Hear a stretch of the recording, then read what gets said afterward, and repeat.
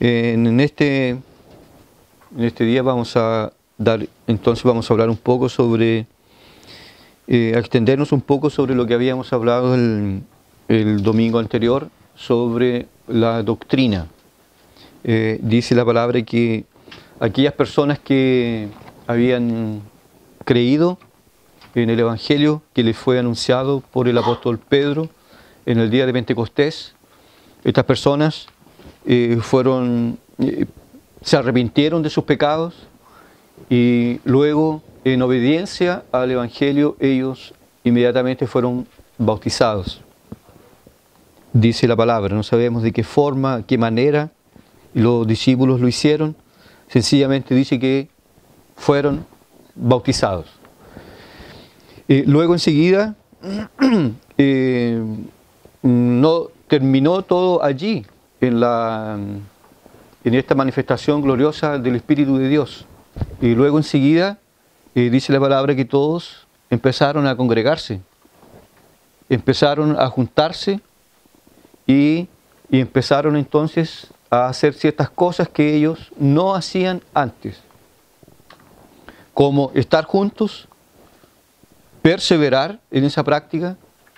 Y todos los que habían creído estaban juntos, y ellos también, dice la palabra, empezaron a perseverar en la doctrina de los apóstoles.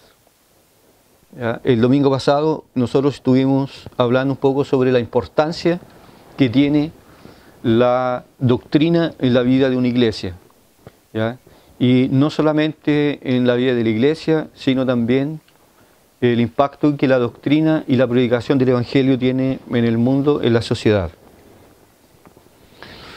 De tal forma que es algo muy importante e impresionante lo que dice el texto sagrado, porque, por ejemplo, si la gente hoy día pasara esto, o como ocurre en algunas iglesias que se empiezan a reunir, generalmente hoy se torna la música como el caballito de batalla. La música ocupa un lugar central en una reunión cristiana. Y esto nosotros no lo vemos aquí en los discípulos.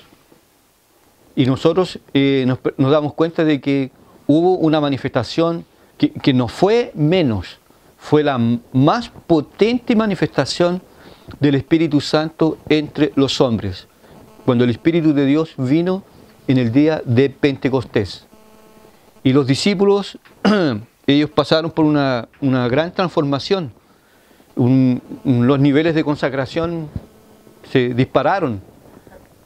Personas que eran tímidas, que habían negado al Maestro, ahora tenían un poder extraordinario para dar testimonio del Evangelio. El propio Pedro, que días antes de la muerte de nuestro Señor había negado a Jesús, había renegado del nombre, ahora nosotros lo encontramos predicando el Evangelio, habiendo entonces él se arrepentido de sus pecados, y entonces Dios le dio la oportunidad de anunciar el Evangelio a todas aquellas personas que estaban allí.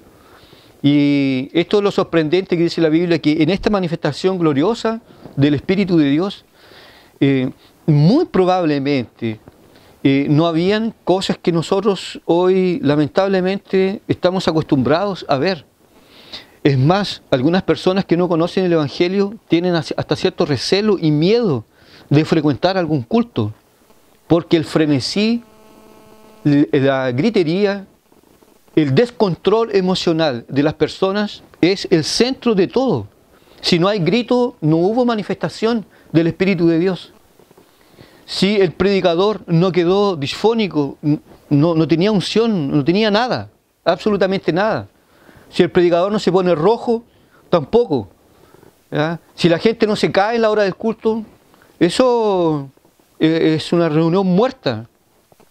No hubo ninguna manifestación. Y estas cosas no ocurrieron en el día de Pentecostés.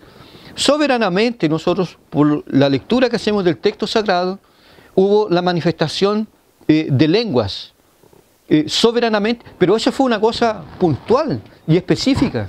y tampoco se torna la manifestación de las lenguas como el caballito de batalla de la iglesia. Y nosotros somos llevados a pensar que esto ocurrió exactamente porque en el día de Pentecostés, cuando el Espíritu de Dios vino sobre aquellos discípulos, habían gente de todas, probablemente de la gran mayoría de las nacionalidades que estaban allí presentes. Y los que estaban allí entonces soberanamente fueron capacitados para hablar una lengua que ellos no habían aprendido. Pero no era solamente un balbucear de ciertas palabras que no tenían sentido. Ellos hablaron sobre la gloria de Dios, que la persona de Cristo realmente era el Mesías. Y aquellas personas que estaban allí visitando Jerusalén, dice la palabra, y les oían hablar las maravillas de Dios en su propia lengua. Y nada de griterío, ese tipo de cosas, el frenesí y este tipo de cosas. Sin embargo, hubo una predicación y después cuando ellos realmente fueron convertidos, dice la Biblia que se empezaron a congregar y le empezaron a dar prioridad a la doctrina. Porque ser cristiano es también pensar, es también creer, es también darle una explicación contundente a lo que a nosotros nos ha pasado. De que antes nosotros vivíamos de una forma, vivíamos sin Dios, sin Cristo, sin ley, sin esperanza, estábamos muertos en delitos y pecados, y es por eso que teníamos ese comportamiento que teníamos, es por eso que vivíamos de esa forma, es por eso que nosotros usábamos ese tipo de lenguaje que teníamos, es por eso que pensábamos de esa forma mundana, opuesta a la ley de Dios, por eso que frecuentábamos ciertos lugares de los cuales hoy nosotros nos avergonzamos, teníamos esas amistades que hoy no tenemos más, porque hubo un cambio, una transformación, y el Evangelio a nosotros nos lleva a pensar. ¿Y cómo que nosotros somos llevados a pensar? A través del conocimiento de la palabra. Entonces dice el evangelista Lucas que los discípulos entonces fueron llevados y le empezaron a dar prioridad a la doctrina. Entonces, nosotros podríamos decir que ante todo lo que puede ser la iglesia y lo que debe ocurrir en la vida de una iglesia, siempre vendrá en primer lugar la doctrina, la sana doctrina, la exposición de la palabra de Dios. Preguntamos, ¿la doctrina se basa en qué? ¿Cuál es el fundamento, el cimiento de la doctrina? La palabra de Dios. Por ello, la palabra de Dios ocupa el lugar fundamental en la vida de una iglesia. Como ya fue dicho aquí en algunos domingos anteriores, ni siquiera la Biblia, el Nuevo Testamento, había sido canonizado. Ni siquiera muchos libros del Nuevo Testamento habían sido empezados a ser escritos, pero ya había doctrina. Hoy día el libro ya fue canonizado, fue cerrado, y la iglesia aún no tiene doctrina.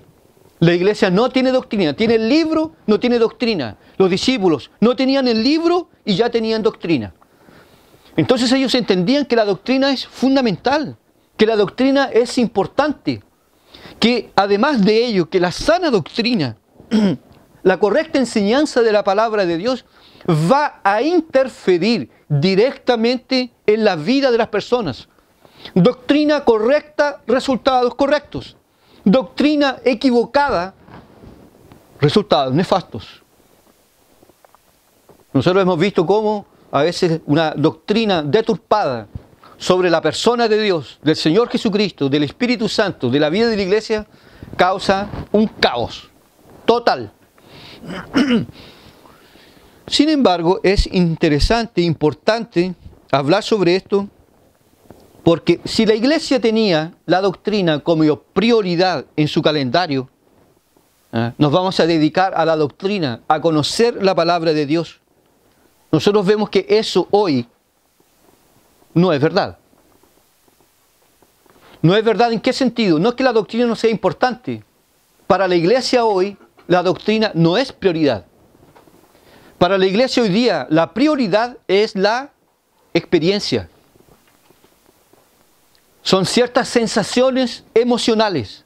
Eso es lo que vale. Eso es lo que cuenta. Entonces, si hay una reunión de una oración, una reunión de testimonios, entonces se va a decir a la persona, cuéntenos y hablen sobre su experiencia. Porque eso es lo que vale. Dicen hoy, ¿doctrina para qué? Además que la doctrina, ya entonces hay por lo menos 5 puntos en los cuales algunos alegan que la doctrina no es prioridad hoy. Que sí, lo que es importante es la experiencia, lo que usted sienta. Lo que usted sienta, eso es importante. Pero la doctrina ¿para qué?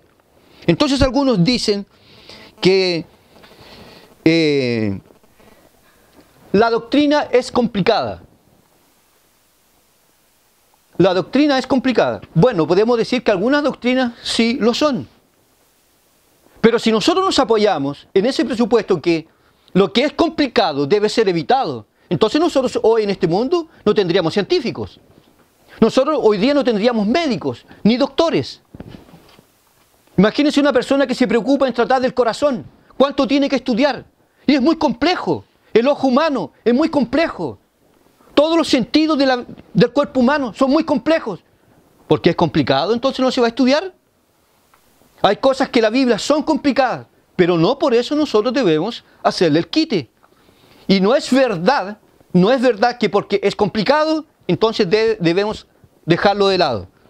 La doctrina de la justificación por la fe es algo muy difícil. La doctrina de la soberanía de Dios. La doctrina de la Trinidad. Muy complejo. Entonces hay que evitar. Entonces algunos se han encargado de decir que la doctrina es complicada. Debe ser evitada. Por eso es que la iglesia hoy es una iglesia diferente a la iglesia primitiva. La iglesia de hoy está compuesta de personas modernas. El hombre de hoy es un hombre moderno. No podemos comparar, pastor, la sociedad de hoy con la sociedad de los discípulos. Sin embargo, la palabra de Dios dice que el hombre siempre ha sido el mismo. Siempre. Que la diferencia está apenas en el avance tecnológico. Pero el ser humano siempre ha sido el mismo. Con la cultura que él tiene, con la lengua que él habla, con las comidas que come, su forma de vivir la vida, el ser humano siempre es el mismo.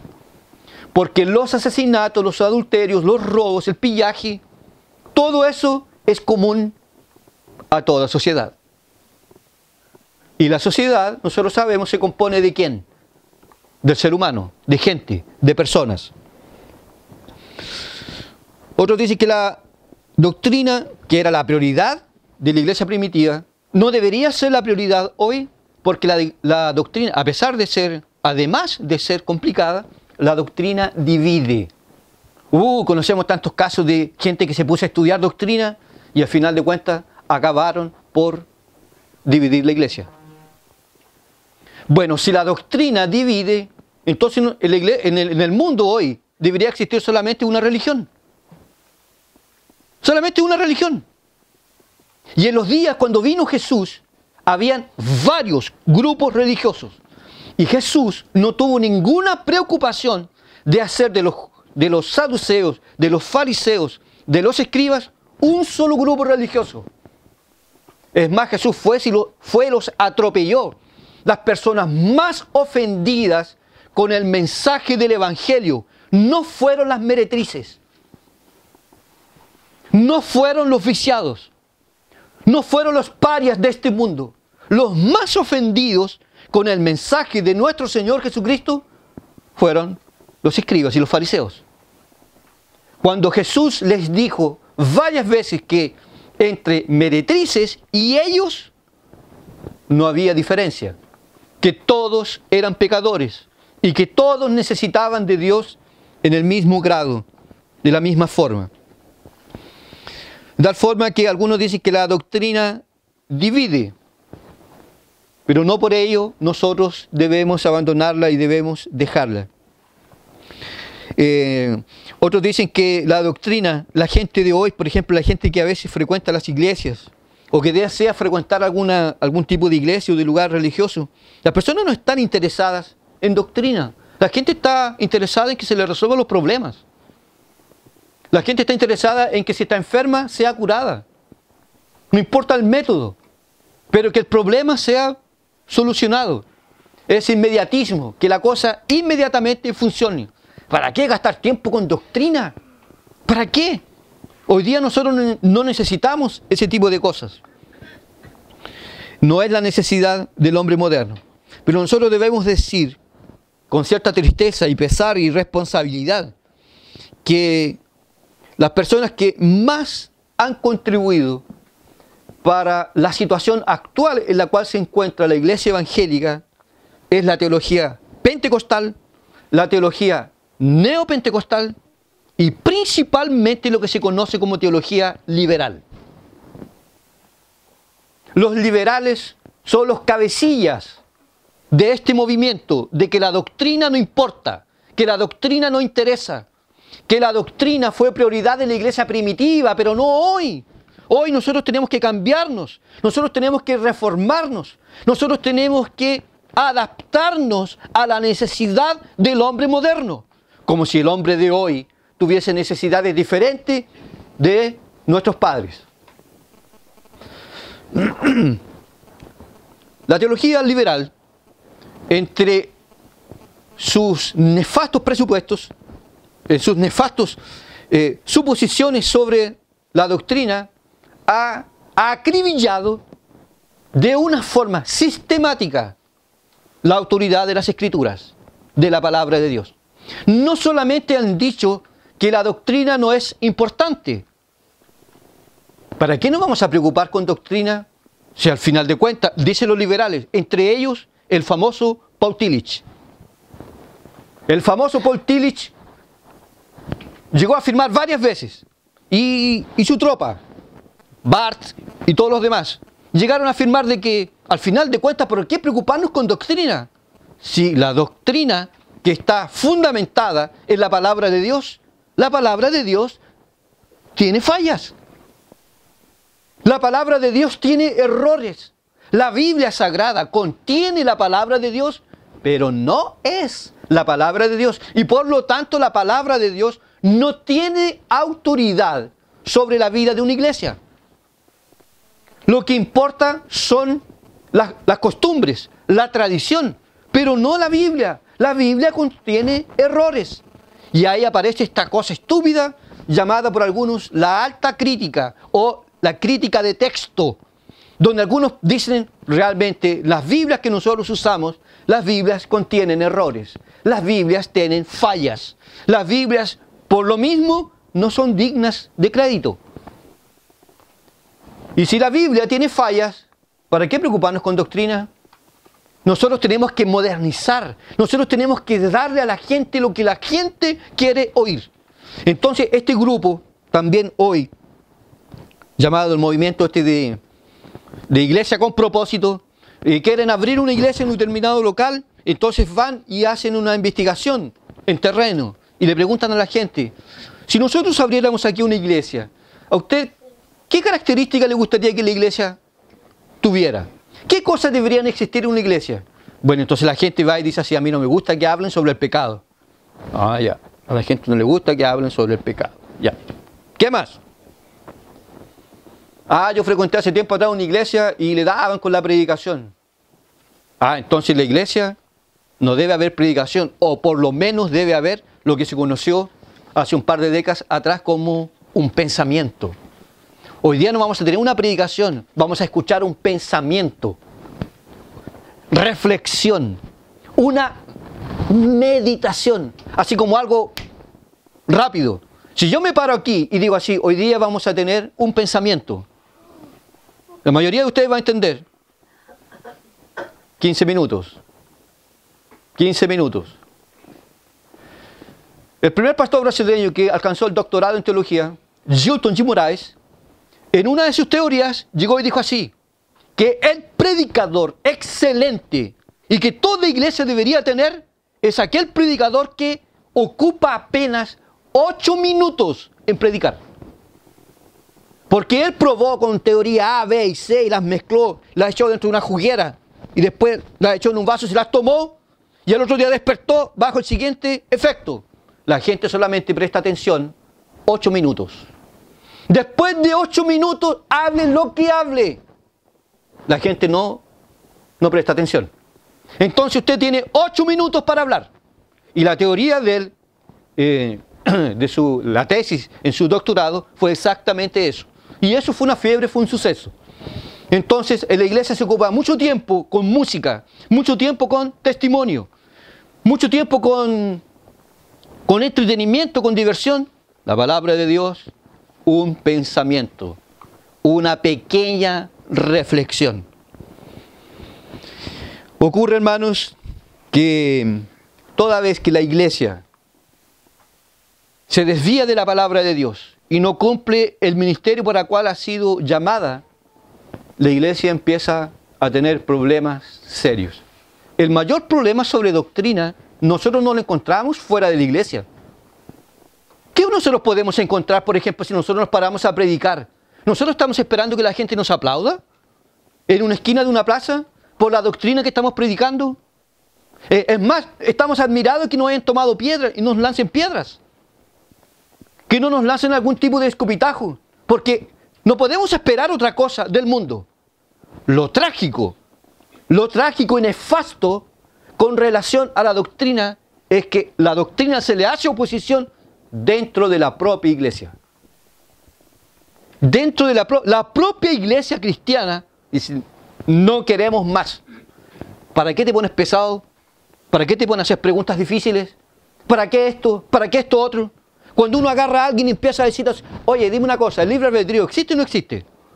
¿Ya? ¿Cómo es que se produce entonces la salvación? Ah, ya no te pongas cuático, no te pongas complicado. Ya, ¿para qué empezar a preguntar sobre justificación? Y los pastores hoy día, cuando enfrentan un concilio, si le hace algún tipo de pregunta fundamental de la palabra de Dios, en tono de humildad dicen, no sé. Y alguien se levanta para justificarlo y dicen, ¿está viendo que él no sabe? Pero él no mintió, él no engrupió. Él es humilde. Hay que aprobarlo porque él es humilde. No sabe. Él no inventó. No se puso a hablar. Sencillamente dijo, no sé. El problema con la iglesia cristiana hoy es la falta de doctrina, la falta de predicación, la falta de exposición del evangelio, como lo decía Spurgeon, que el león debe quedar suelto en el púlpito y dejar que el león haga lo que quiera. La palabra de Dios que sea expuesta con fidelidad, con poder, con unción, con la gracia de Dios. Porque la palabra de Dios es viva, es eficaz. Aquí no cuenta mi experiencia. Aquí no cuenta lo que yo pienso. Lo que la palabra de Dios dice. Por eso que los reformadores hablaban de sola escritura. Solamente la escritura, la palabra de Dios. Porque ella va a acabar, va a vanir toda cosa que nosotros a veces imaginamos. Toda fantasía, todo aquello que es falso, que a veces la gente piensa que es verdadero, la palabra de Dios, ella elimina. Nuestras respuestas entonces a esta objeción que se nos hace a nosotros sobre la doctrina. Al final de cuentas, si vamos a hablar sobre doctrina, dicen, bueno, hablemos sobre doctrina. Ya, a ver, hablemos de Dios. Bueno, lo primero y lo fundamental y el todo es que Dios es bueno. Es que Dios es amor. Es que Dios jamás va a tener la valentía de poder corregirnos y de darnos un aletazo en las orejas por causa de nuestra desobediencia. No, porque Dios es amor.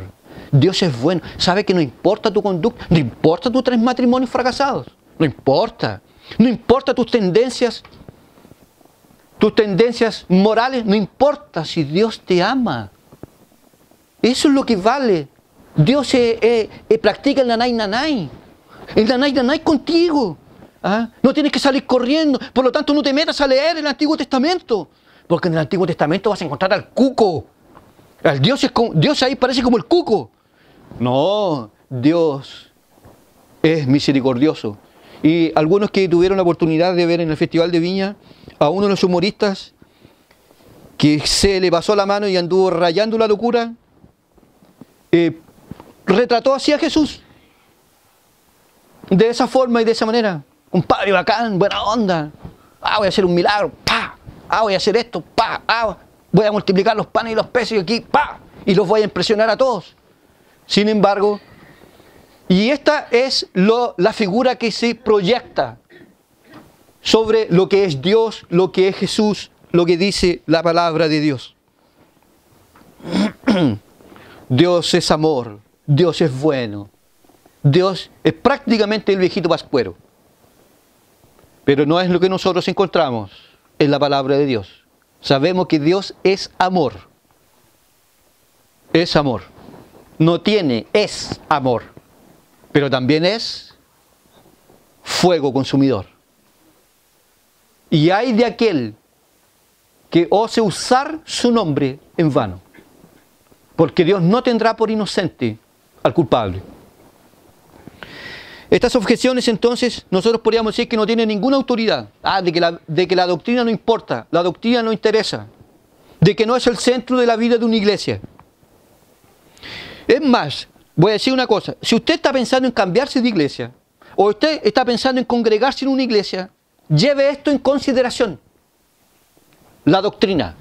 ¿Qué se predica allí? ¿Qué se habla? ¿Qué se enseña? Y no, porque hay gente joven. Porque hay gente bonita. Porque aquí yo puedo encontrar mi media naranja. Porque aquí hay gente que tiene... Todas las cosas que yo hago, que yo cocino, que yo costuro, yo las podía vender aquí en la iglesia. Esto a mí me conviene. Esta iglesia, y estamos hablando de 1.000, 2.000, 3.000 personas. ¿Me voy a ir a congregar donde hay 20? ¿Y cada cual más pobre que el otro? No. Bueno, si nosotros pensamos en congregarnos en una iglesia, debemos llevar esto en consideración. ¿Qué dice el púlpito? ¿Qué se predica? ¿Qué se enseña? ¿Qué se habla de Dios, de Cristo, del Espíritu Santo, de la autoridad de la palabra de Dios? Nosotros no reconocemos ninguna autoridad a la teología liberal. Y cualquier otra teología que se choque con la enseñanza de la palabra de Dios.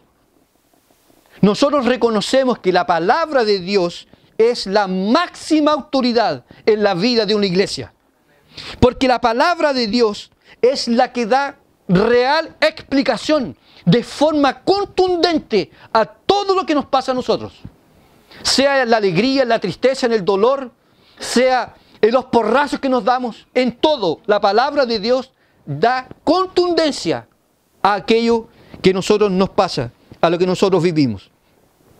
Es más, cuando la iglesia evangélica dejó de predicar ciertas doctrinas como la corrupción humana, la depravación total, la elección incondicional y soberana de la parte de Dios, el pecado aumentó.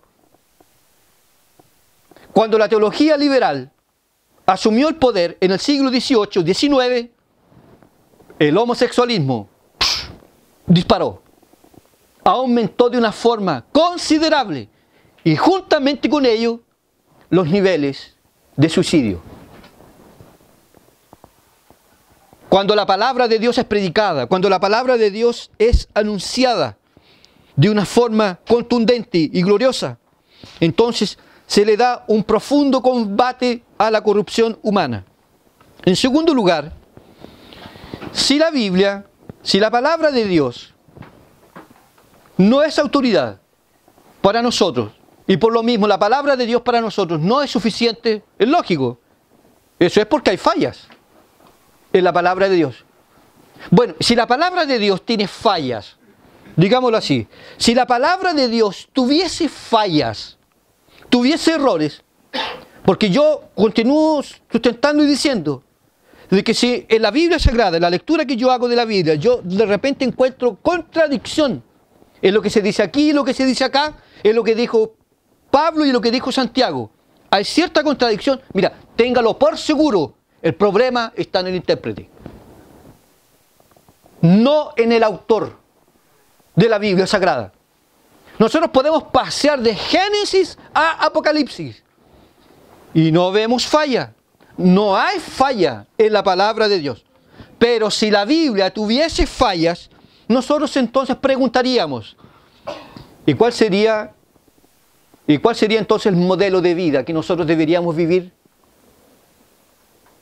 Porque la Biblia, ¿qué proyecto nos presenta? En el campo moral dice que el hombre solamente debe acostarse con una mujer en el casamiento. Lo hace antes, es caos, es vergüenza, es confusión. Si un hombre lo hace con una, con dos, con tres mujeres, si un hombre lo hace con otro hombre, si una mujer lo hace con otra mujer, es caos, es confusión. Entonces, si la Biblia no es autoridad, ¿qué pasa a hacerlo? ¿Qué ejemplo, qué ruta nosotros tenemos que seguir? El mundo vive así porque el mundo ignora la palabra de Dios. Y el mundo está en colapso, está en un caos total porque no conoce la palabra de Dios. Porque para el mundo, el ejemplo que debe ser seguido son los sentimientos, las emociones. Lo que importa es que seas feliz. Si es con un perro, si es con un gato, si es con un hombre, si es con un pedazo de piedra, no interesa. Si tú amas, te apoyo, te apoyamos. Y esto ha crecido de una forma impresionante.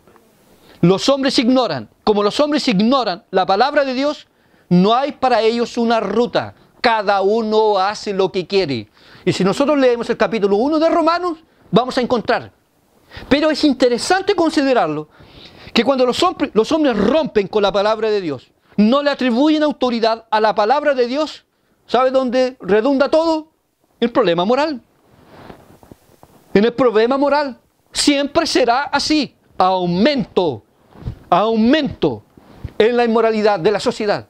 Y este es un problema fundamental en nuestra sociedad que no conoce a Dios. El matrimonio. ¿Para qué casarse hoy? ¿Para qué casarse? A ver. ¿Para después andarse divorciando? Mejor hay que probar.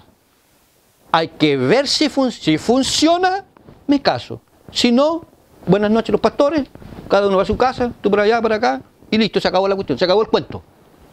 Porque cada uno hace lo que quiere. Y es por eso que hay caos, hay confusión en el mundo. Sin embargo, la palabra de Dios se levanta con autoridad y poder como un faro en medio de la oscuridad y nos dice, este es el camino. Esta es la ruta que el hombre debe seguir. Y nosotros vemos que todo ser humano que se curva ante Dios, la palabra de Dios, la autoridad de Dios y hace la voluntad de Dios, finalmente el hombre acaba por ser feliz. Porque la obediencia, la satisfacción de un ser humano se da por completa cuando él obedece a la palabra de Dios. Y estos primeros discípulos, ignorantes antes, ahora se agrupan, se congregan. Nosotros necesitamos información. Nosotros necesitamos conocer la verdad. Porque alguien dirá, yo venía de África y yo le servía, mi Dios era un pedazo de palo. Otros dirían, no, yo frecuentaba un lugar donde había un templo y donde las mujeres iban allá, se cortaban, se rasuraban el pelo y se prostituían durante un año. Así adoraban a la diosa.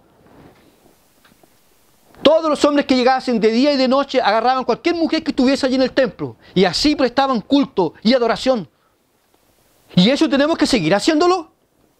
¿Qué nos dice el Evangelio sobre eso? Entonces los discípulos venían y la Biblia, la palabra de Dios, dice esto, esto y esto. Y aunque el Nuevo Testamento no estaba concluido ni producido, el Antiguo Testamento basta y sobra.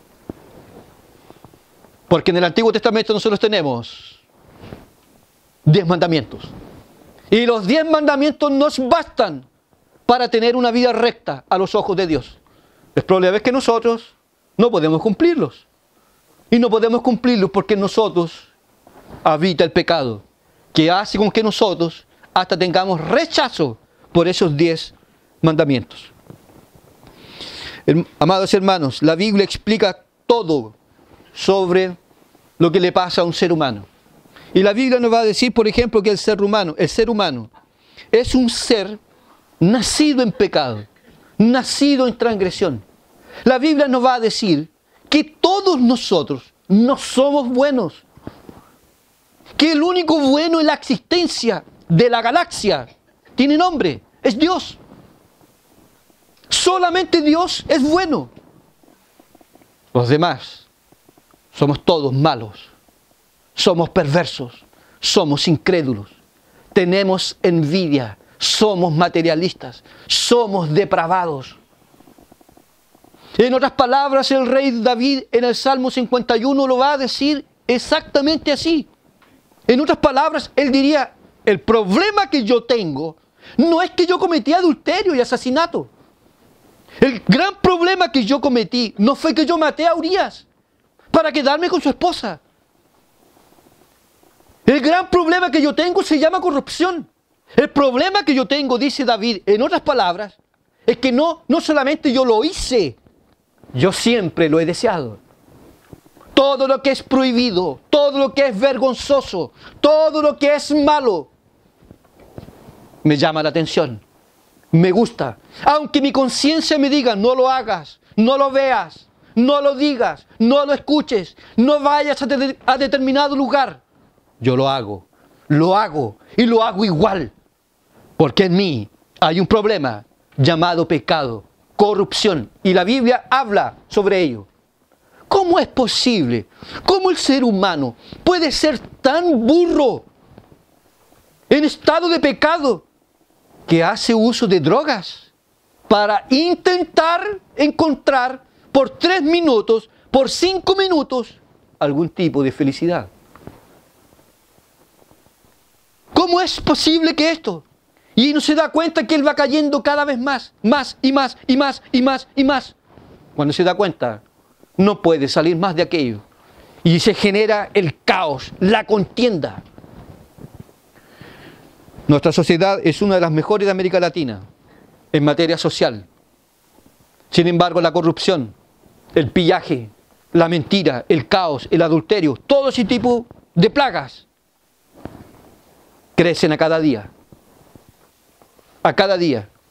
Y no solamente en la casa del vecino, en la mía, en mí.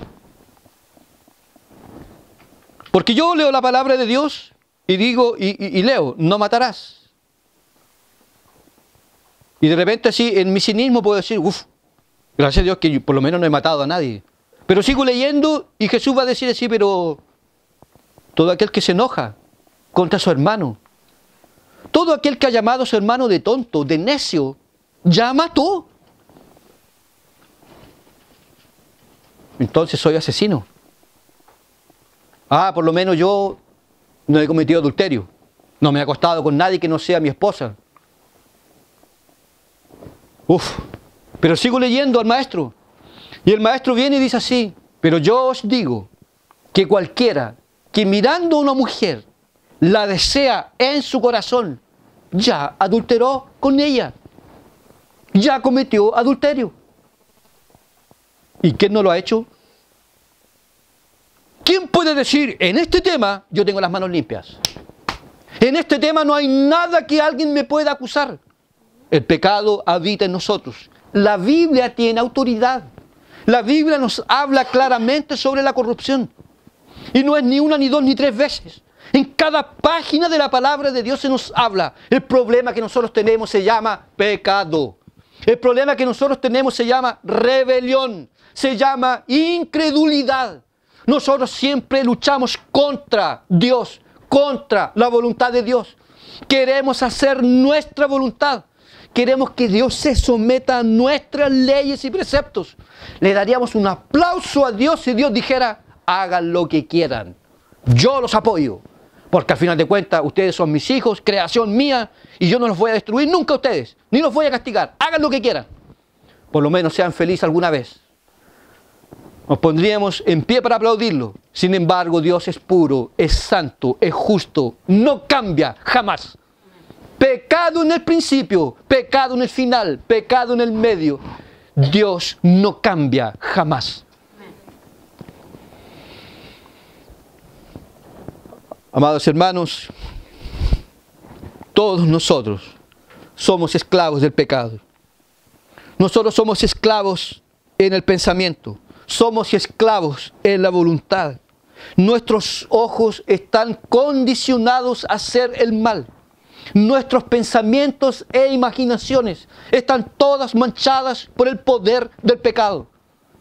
Y el apóstol Pablo, cuando no conocía la palabra de Dios, y al hacer referencia sobre su vida pasada, sin Cristo y religiosa, él dice así: cuando no estaba en Cristo, fui fariseo y de conducta irreprochable. Fariseo de fariseos, irreprochable. Pero cuando él es regenerado y convertido, dice: miserable del hombre que soy, ¿quién me librará de este cuerpo de muerte? Y no se consideraba bueno, irreprochable. Yo no miento, yo no mato, yo no tengo celos, yo no tengo envidia, yo no estoy apegado a las cosas de este mundo. ¿Y qué le pasó? El Evangelio hace exactamente eso. ¿Y dónde encontramos eso? En la palabra de Dios.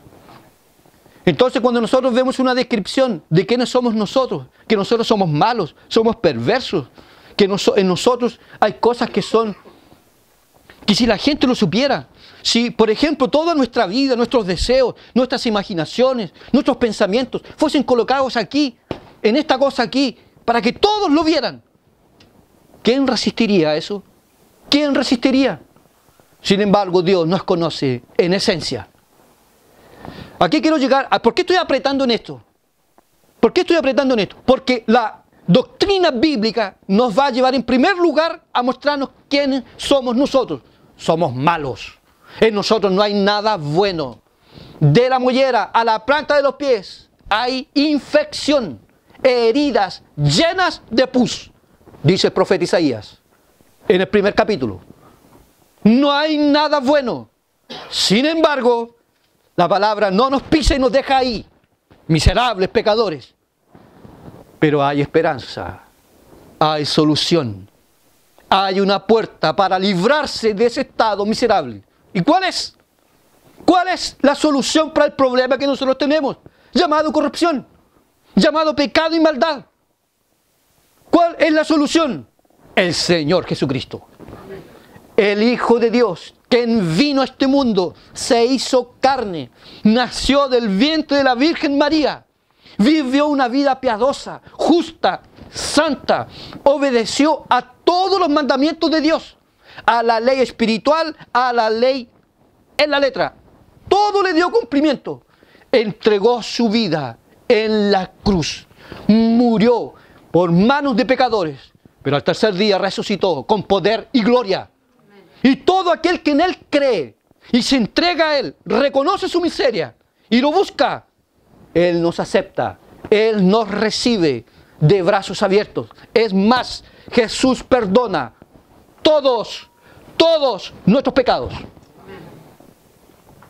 Y no hay más pecado en la presencia de Dios cuando nosotros creemos en Cristo Jesús.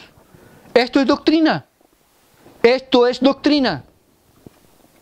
De repente encontramos algunas personas que fracasaron terriblemente en su vida. Y de repente usted las encuentra por ahí que andan bajoneadas. ¿Qué pasa? Mi pasado me condena. Aquel día, lo que yo hice, la desobediencia, probablemente estoy pagando hasta hoy por aquello. ¡Epa! Pare y piense. Si tú pecaste en el pasado, viniste a Dios, te arrepentiste de tus pecados y los confesaste ante Dios, amigo, Dios perdonó tu pecado. Se acabó. Ninguna condenación hay para aquellos que están en Cristo Jesús. Borrón y cuenta nueva. Y Dios no lanza en la cara. A veces cuando nosotros de repente oscilamos, cuando de repente bajamos en nuestra vida espiritual, oye, acuérdate pues, que yo conozco tus yayitas. Los hombres hacen eso, pero no Dios. Eso es doctrina. La Biblia entonces viene y nos dice cuán malos somos, cuán perversos, y nos lleva a un estado de desespero. ¿Quién me librará de este cuerpo de muerte? Y la Biblia y el Espíritu Santo de Dios nos presenta al Señor Jesucristo como la solución de Dios para todo todo nuestro estado miserable. Él nos lava, Él nos limpia, Él nos purifica, Él nos da ropas nuevas, lava todos nuestros pecados, nos da un nuevo nombre escrito en gloria. Y hoy, por la gracia de Dios, somos lo que somos. Si alguien nos dice mentiroso, mentiroso, sin vergüenza, ahora te las quieres dar de santo, ¿eh? Ahora te las quieres dar de pastor, anda metido en la iglesia, quiere ser pastor él, ¿no es cierto? Mentiroso, sin vergüenza. Y nosotros nos paramos y decimos,